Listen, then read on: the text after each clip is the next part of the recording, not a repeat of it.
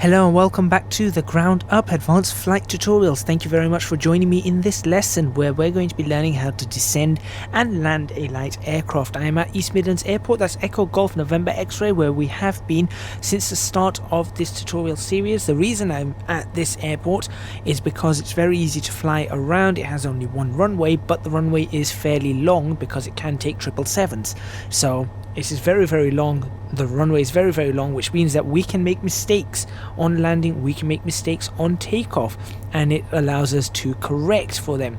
So if you're going to follow along, please do go to Echo Golf November X-Ray in your favorite simulator, whether it's Prepared, XPlane, Flight Simulator 10, Flight Sim World, whichever one you're using, Flight Simulator 2004, Flight Gear, whichever simulator you are using. Please do go to Echo Golf November X-Ray. Before I continue, I'd like to say that if you do like the video, please do hit the like button, subscribe to the channel, share with your friends, and support me on Patreon. Link to that is in the description box below. That support would be massively appreciated. If you do support $5, if you do donate $5 or more a month, you do get access to the monthly Discord server, which would then give you access to the Flight Sim channel, or the Flight Sim Tutorials channel. And in that channel you can ask me all sorts of questions and I can explain things with the use of diagrams, references, charts, whatever you want me to do. I'm more than happy to explain all those from an engineering and pilot perspective. So with that being said, that's out of the way. If you haven't seen the first 4 tutorials, I do highly recommend you go and watch those 4 lessons because they are very important, and we're going to be using all of them in this lesson today because we are going to be taking off, we are going to be flying around the airport, and then we are going to be landing again. How are we going to be doing this? Well, the first thing I'm going to be teaching you is a circuit. So we're going to be doing a little bit of theory on the ground for the next 5 minutes or so, and we're going to talk about circuits and landing an aircraft. We're going to go over a briefing of what we are going to do, and then we're going to actually go ahead and do it. It's very important to go through these briefings. Real pilots do it as well. You know, they talk about what their takeoff's going to be, what their initial climb is going to be, what speeds they need to be at, where they're going to be turning, and they do the same. They do briefings on approach as well, so how they're going to be landing the aircraft and where they need to be going, what speed, what altitude, so on and so forth. We're going to be doing the exact same. So the briefing for today, we are going to be doing a right hand circuit around East Midlands Airport, EGNX. We're going to be taking off and we're going to be flying runway heading, that's 089er or 090 I suppose. We're going to be flying that runway heading for, I'd say, until we reach 1,000 feet. Until we reach 1,000 feet, we're going to be going for a 500 foot per minute climb at 90 knots as best as we can.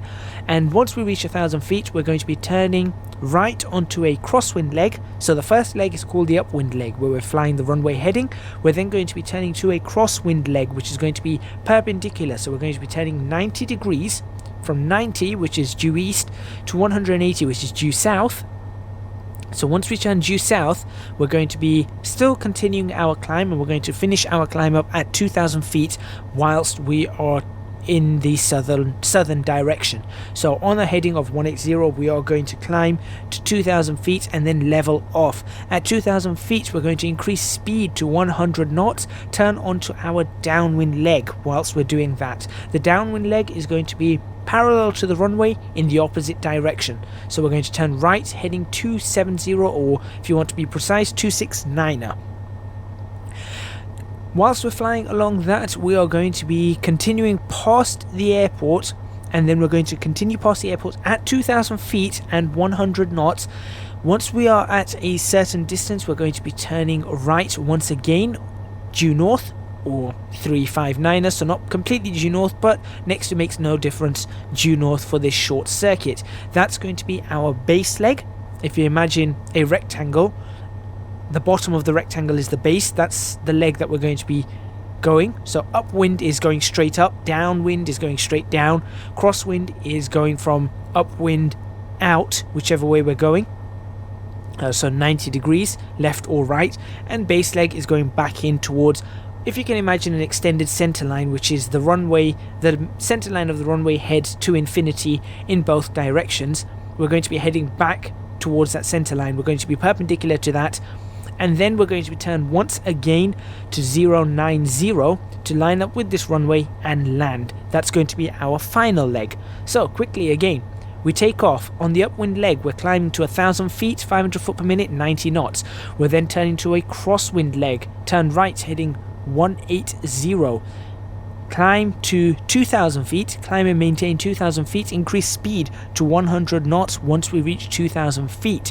As we are increasing speed to 100 knots, we're going to be turning right once again onto the downwind leg. On the downwind leg, we are going to be doing 2,000, or we're going to be at 2,000 feet, maintaining 2,000 feet and 100 knots until we are past the airport and a certain distance away. I'm going to explain how we're going to work that out once we are on the downwind leg. We're then going to turn right heading 0, or 360 is the correct way to say it. So we're going to turn right heading 360 and we're going to continue doing 100 knots. We are then going to turn right once again onto final, from base to final, heading 090. We're going to line up with the runway.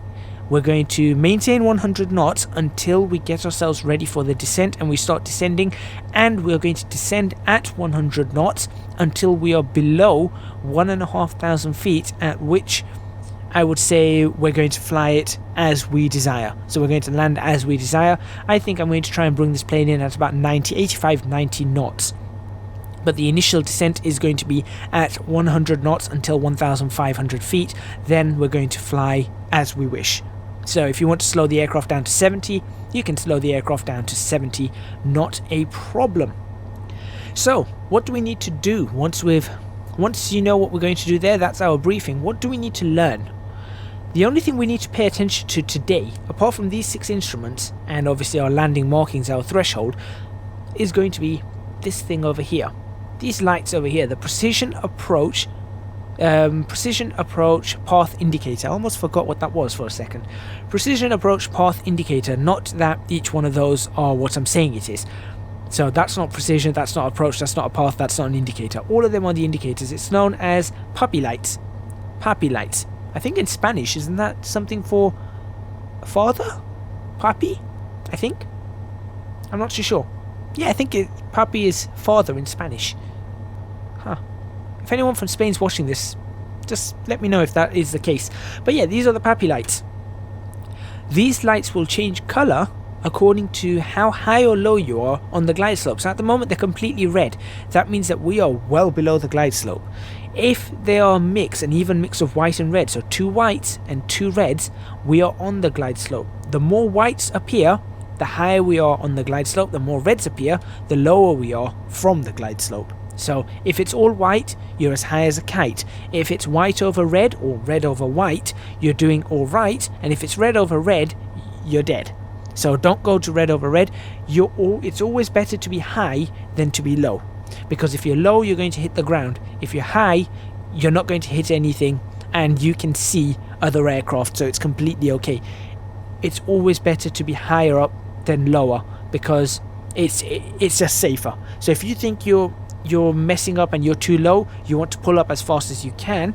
That is as you get closer to the ground. If you're quite a distance away, as we are going to be, and it's all red, that's completely alright, because we're going to want this to be all red until we get to the glide. And I'm going to show you that once we're in the air. So just remember, white over white, so if that's white and those 2 are white, you're as high as a kite. Red over white, you're alright. Red over red, you're dead. Just remember that. That's as simple as it is. What are we going to do now? I think it's about time we can take off. So I am going to give ourselves 1 stage of flaps. I'm going to make sure that these actually came down. I'm actually going to check. Interestingly, that's very interesting. My flaps were all the way down. There we go. That's better. It has taken a very long time for me to record this, to get it right. So I think this is like my 4th hour of recording this. So yeah, let's go to a different mode on this. You're going to need a calculator and a stopwatch. Maybe not a calculator for this because I'll do the calculations for you, but you are going to be needing a stopwatch. So I do recommend you get your phone out, get a stopwatch ready on it, or on your watch. Just make sure you have the stopwatch ready. We're going to take off, and as I said, climb to 1,000 feet, 500 foot per minute, and then turn to our crosswind leg. If you haven't learnt about takeoff climbs and trims, make sure you have a look at lesson 3. Okay, I am ready to go. Let's do this. Ease up the power nice and slowly. My rotate speed today is going to be around 75 knots, I think. Don't forget the rudder as the aircraft pulls left, as I explained.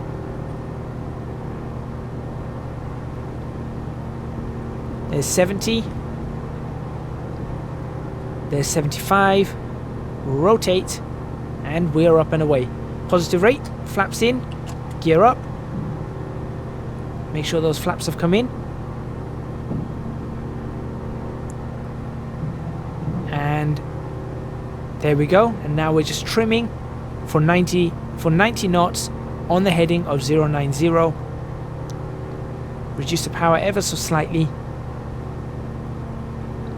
Very easy, very simple takeoff. We're just trimming our way to a little bit faster than I wanted to. So I'm just going to drop the power a little bit more.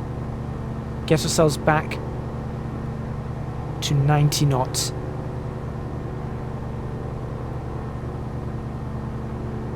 But that has worked really, really well. We're almost at 1,000 feet, and we're now climbing as we want at 500 or thereabouts foot per minute. Now we just have to make sure that the aircraft doesn't continue pulling to the left, so that's all we have to worry about now. Once we're at 1,000 feet, we're going to turn to our crosswind leg. I'm just going to make sure my flaps are in. They are in. That's good. We're at 1,000 feet. Turn to the crosswind leg. So we're going to turn right, nice and gently. Watch the balloon on the aircraft. There we go. And maintain 500 foot per minute. So I just cancelled that turn just a little bit as the aircraft ballooned for some reason. So that means that the vertical speed increased quite rapidly just for a split second. And just a nice gentle turn. We don't have to do any severe turns at the moment. We're only doing a 10-degree bank, if that, in this one. And we're holding 90 knots very nicely and maintaining our vertical speed as we're at 1,400 feet. Very simple. 10-degree bank now. And everything is absolutely fine. We're going to roll out onto 180. Remember what I said in the last episode about rolling out? And don't forget, as you roll out, the aircraft is going to have lift again. So you need to ease off on the elevator. So if you don't ease off on the elevator, the aircraft is going to... I rolled out a little bit early while I was talking. The aircraft is going to balloon up, and we don't want that. There we go. We're at 180. We're continuing our climb at 90 knots. Now we're going to level off at 2,000 and we're going to start increasing our speed. So as soon as we're level at 2,000, we're going to turn to... We're going to be turning to 270. So if you look out there now, we're on our crosswind leg. There is the airport.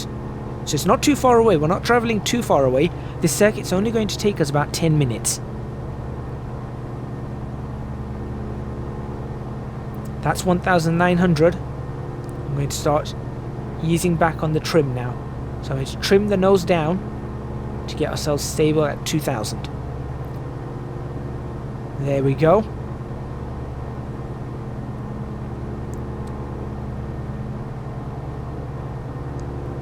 Brilliant.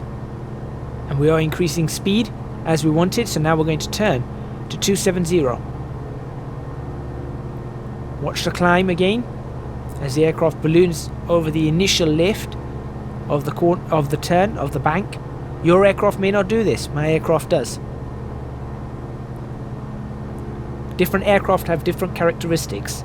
So my aircraft initially has a bit of a balloon action as we turn in and then drops.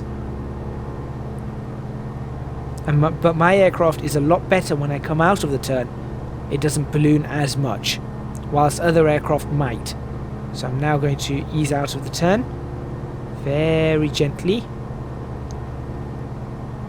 In fact, my aircraft did decide to balloon this time. So much for that. But we're now at 270. And now we're just going to maintain this speed and this altitude. Now, this is where things get important. We're going to be using the stopwatch. What we need to do is we need to get ourselves to be 8.2 nautical miles away from the airport when we turn to final. That's what we're going to be doing. At 8.2 nautical miles, we're going to be 2,000 feet. We're going to maintain 2,000 feet and join the final leg at 8.2 nautical miles.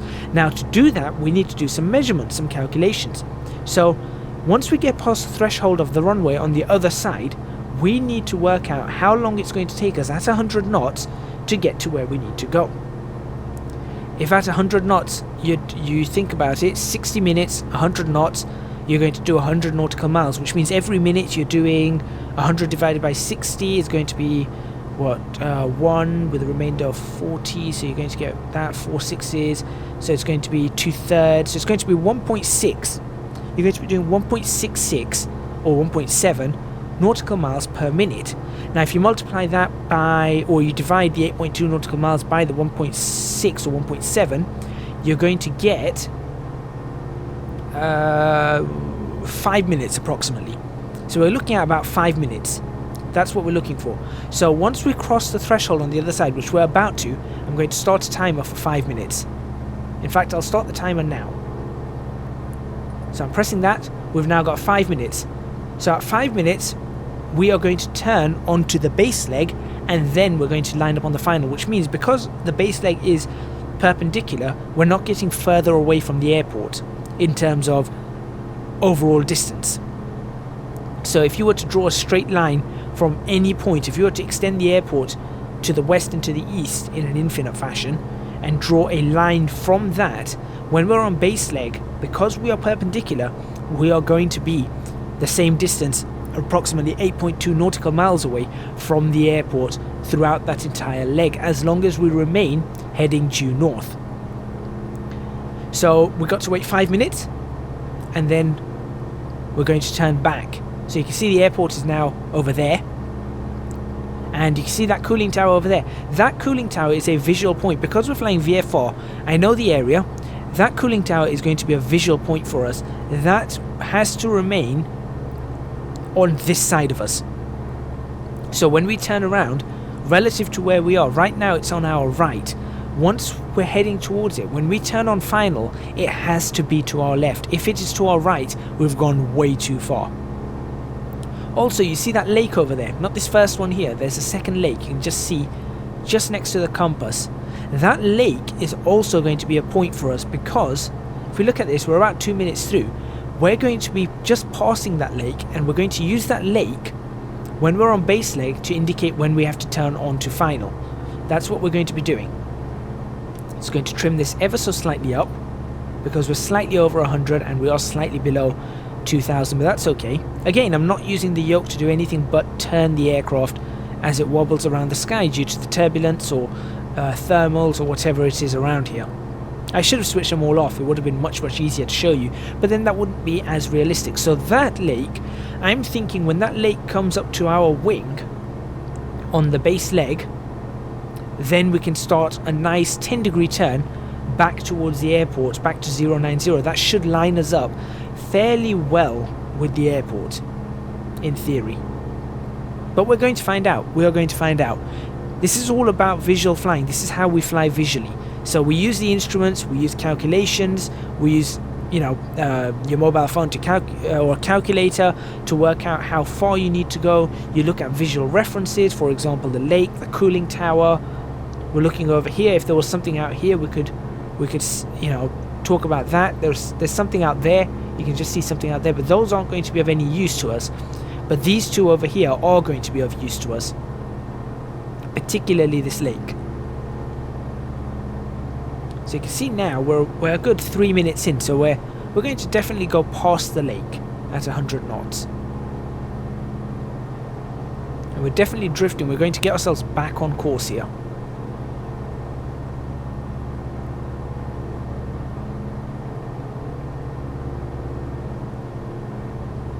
There we go.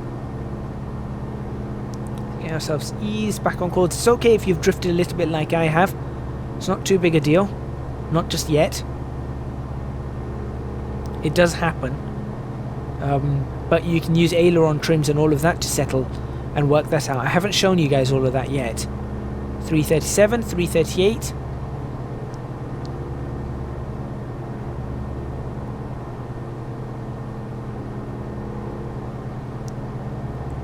So this is, or that is over there, the city of Derby. Over on that side. So we are passing the city of Derby. There you go. You can see that cooling tower there. The lake is now past us. So we're going to be able to use it as a reference at 2,000 feet. We've got a few seconds to go. Not too long at all. And what we're going to do, like I said, we're going to turn onto base leg. So we're going to turn heading 0 or 360. That's 0 on the compass card. We're going due north, and then very shortly we are going to have to turn back to east.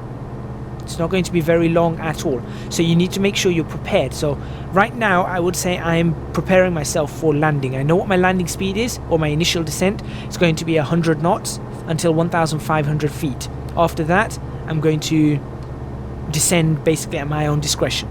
So whatever I feel comfortable with, which I think for me is going to be today about 90, 85, 90 knots.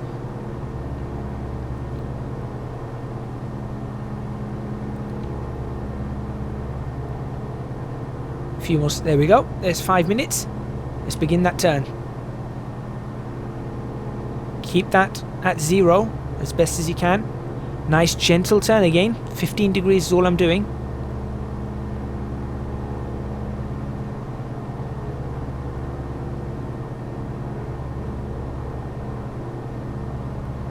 Here we go. Ease it in back towards 0.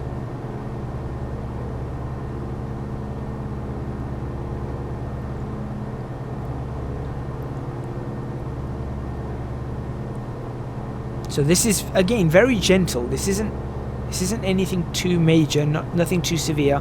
And roll out. Very gently on to 0. Now if we look over there, you're going to be able to see the red lights. Can you see the red lights? You can see the red lights. I'm going to wait until that lake is past my wing. Once it's past my wing, I'm going to turn back in to final. So we're on the base at the moment. Is that past my wing? Not just yet.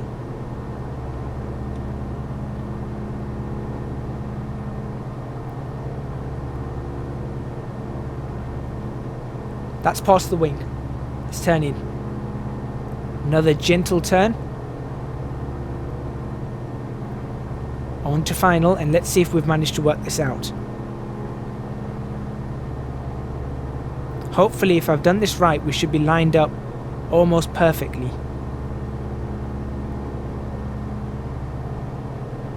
Ooh, not entirely perfectly, but we're close. We are close.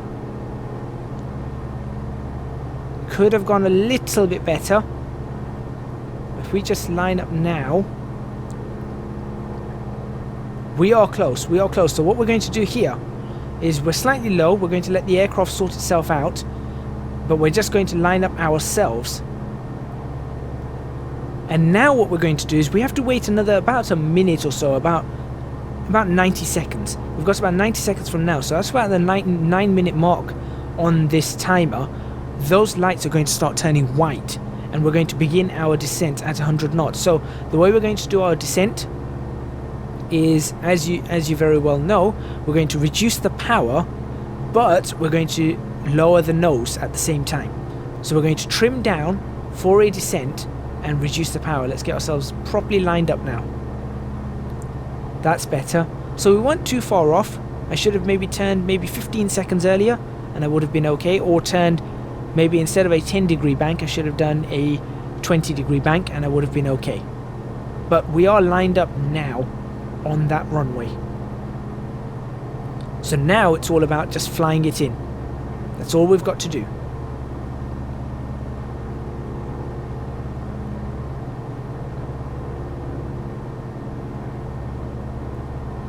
So we're going to wait. Like I said, we've got about, I'd say about 30 seconds before that goes white over white, or white over red, should I say. Should start going white maybe in about 10 seconds. We should see the first white light come up. There's the first white light. We'll get the second white light in another 10 seconds or so. In fact, that looks like the second white light right there. So we're going to reduce power, trim down.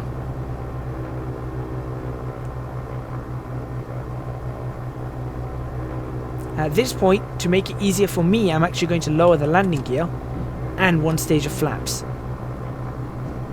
And we're going for a 500 foot per minute rate of descent until 1,500 feet and 100 knots. Don't forget the 100 knots. So we're going to increase our speed, keep ourselves lined up on the runway, and make sure we have the speed. So with the flaps it's going to be harder for us, but that's okay. 95. We're now at 1,500 feet in a few seconds anyway, at which point I'm going to now choose whatever I want. So I'm now going to follow whatever I think my discretion is. I'm going to land my discretion, speed my discretion. So I'm going to slow down to 90 knots and go to a 400 foot per minute rate of descent using the trim again. It's got me down to about 90 knots. I'm going to do that till about 1,000 feet, I'd say. I'm using the yoke sparingly. Don't want to do too much, so I'm not pushing and pulling, or I'm not forcing the yoke around in any direction. I'm preferring to use the trim to maintain this. Look, I'm very, very nicely at 90 knots now. Hopefully you guys have chosen the speed that you're comfortable with as well. And I am descending at a rate that I am fairly happy with. I'm slightly low, so I'm just going to let the aircraft rate of descent slow down just a bit, just by pulling up slightly on the yoke. So that's now down to a 300 foot per minute rate of descent, which should be fairly alright for this. Should get us back on the glide momentarily. So I'm using this time, there we go, we're back on the glide now. I'm using this time to line ourselves up as best as possible with the runway. And we'll go back down to a nice 400 foot per minute rate of descent. I'm actually going to slow the aircraft. Should I slow the aircraft down a little bit more? No, I think we're okay here. I'm quite happy with this.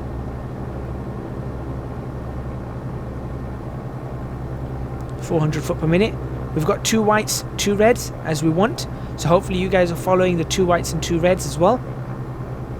And now I am using the yoke. So I'm using the yoke a lot more. As we get closer, we use the yoke more to maintain the 2 whites, 2 reds as best as we can. There's 3 whites there, so I'm going to lower the nose a bit, reduce the throttle a little bit. Now, when we get to the threshold, we are going to idle the engines very slowly and flare this aeroplane. So flaring means we're going to lift the nose of the aeroplane, not too much, just enough for us to be able to touch down as smoothly as we can. So we were white over red for a little while there. Or white, almost white over white, I mean. So here comes the threshold. So we're going to start the flare. We're going to drop the engines, use the rudder maybe to straighten us up a bit, and just flare. So I'm just pulling up very gently,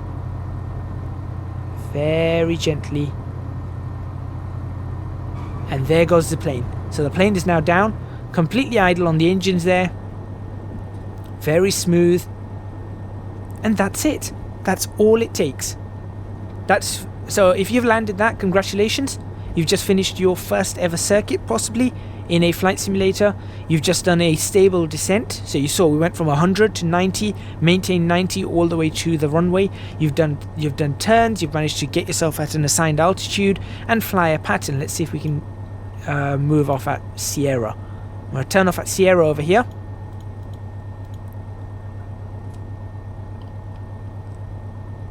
This is going to take a little bit of differential brakes maybe, or just a sharp turn. Just a sharp turn. There we go. So I hope you guys have learnt something out of this episode. I hope you guys have learnt how to fly in a traffic pattern, because that was a traffic pattern that we just flew. So we had a crosswind, downwind, base, and back down to the airport. So you can join and leave those traffic patterns. I'm not going to be talking about that until much later. Right now we're really focusing on how we've just managed to do that. So you've landed an aircraft, you know how to maintain speed on landing. We managed to get the flaps down. I'm going to bring those flaps up again. We managed to smoothly bring the aircraft in. We managed to flare it so we didn't hit the ground very hard and damage the undercarriage or the gear or anything. We had that vertical speed almost at 0 when we hit the ground. So it was at 500, we brought it down to 400 at the 90 knots, and then we just eased it up as we brought it in. You've learnt how to follow the visual aids, the lights. Around East Midlands Airport we use the lake, we use the cooling tower to help us out. That's exactly what pilots would do if they're flying VFR, and I think that's about it right now. So I think I'm going to end the lesson there. Hopefully you guys have enjoyed that. Thank you very much for watching. Like I said, like, subscribe, support me on Patreon, and do practice. Very, very important. Do practice. Check out the links in the description box below. You can also get in touch with me on Twitter as well if you want. And leave comments letting me know how are you getting on with this, and what more do you need to see. In the next episode or the next lesson, we're actually going to start working on radios. So I'm going to show you how to do a circuit the exact same way, but we're going to use a radio this time. So instead of being visual, we're going to use this little doohickey over here, and we're going to use one of these, this nav1 radio over here, and maybe even this setup over here called the DME. Obviously your aircraft will have it differently, but I'm going to show you where they are and how they work. I'll see you guys in the next lesson of Flight Simulator tutorials, or should I say the ground up advanced flight tutorials.